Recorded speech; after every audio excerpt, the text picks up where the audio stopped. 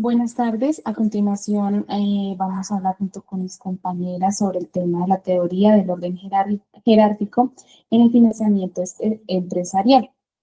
Esta presentación introduce un concepto sobre la teoría del orden jerárquico basándonos en la siguiente autor, Mayer, Mailov, de 1984.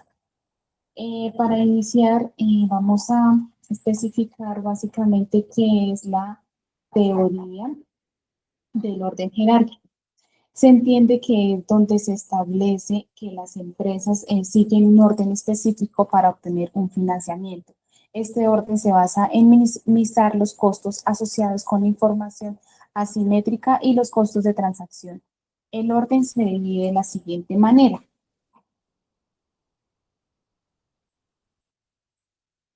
En la asimetría de información y los costos de agencia. ¿Qué quiere decir estos términos?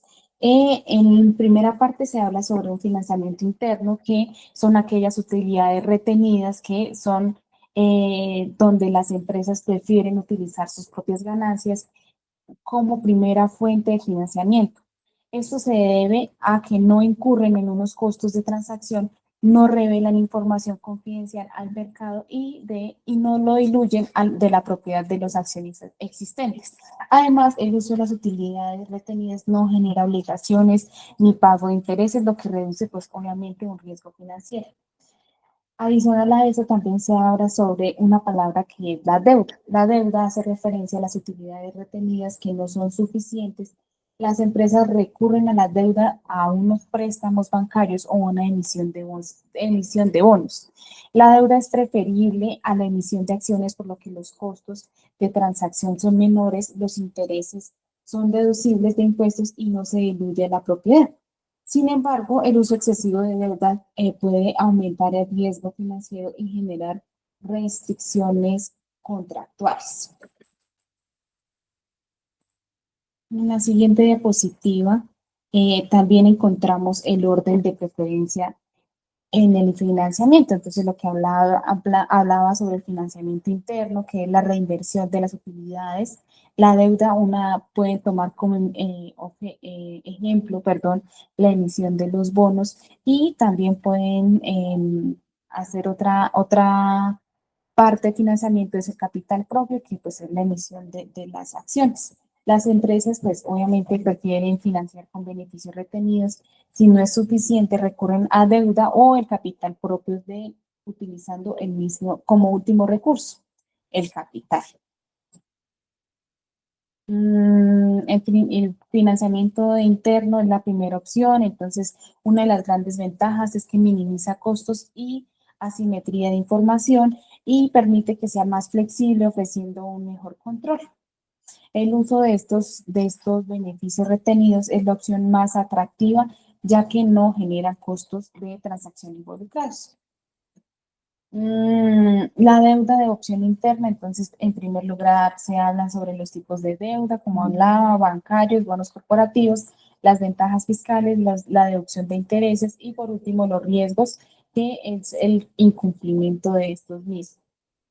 La deuda ofrece ventajas fiscales, pero implica riesgos del no cumplimiento. El capital propio, entonces, como lo mencionaba anteriormente, es el último recurso que la empresa tomaría como una mejor opción para, pues, financiar el tema del endeudamiento que tiene, pues, ella misma.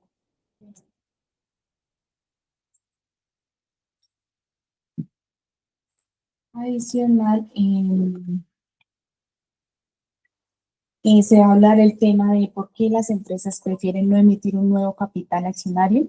Las empresas prefieren evitar la emisión de un nuevo capital accionario debido a que varios factores clave explicados de la siguiente forma, como la información asimétrica, que son los gerentes que tienen más información sobre el valor real de la empresa que los inversionistas. Cuando una empresa emite nuevas acciones, los inversionistas pueden interpretar esto como una señal de que las acciones están sobrevaloradas, lo que conlleva a una caída en el precio de las acciones.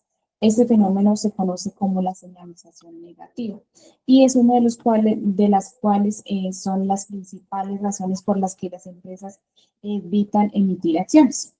Los costos de emisión hacen referencia a cada una de las acciones que implica un costo de transacción significativos como honorarios, intermediarios, costos legales, administrativos. Estos costos son generalmente los más altos que los asociados con la emisión de deuda. La dilución de propiedad se refiere a aquella emisión de las nuevas acciones que diluye la propiedad de las acciones de los accionistas existentes, lo que reduce su porcentaje de participación, en la empresa. Esto puede generar conflictos de interés y reducir el control de los accionistas actuales.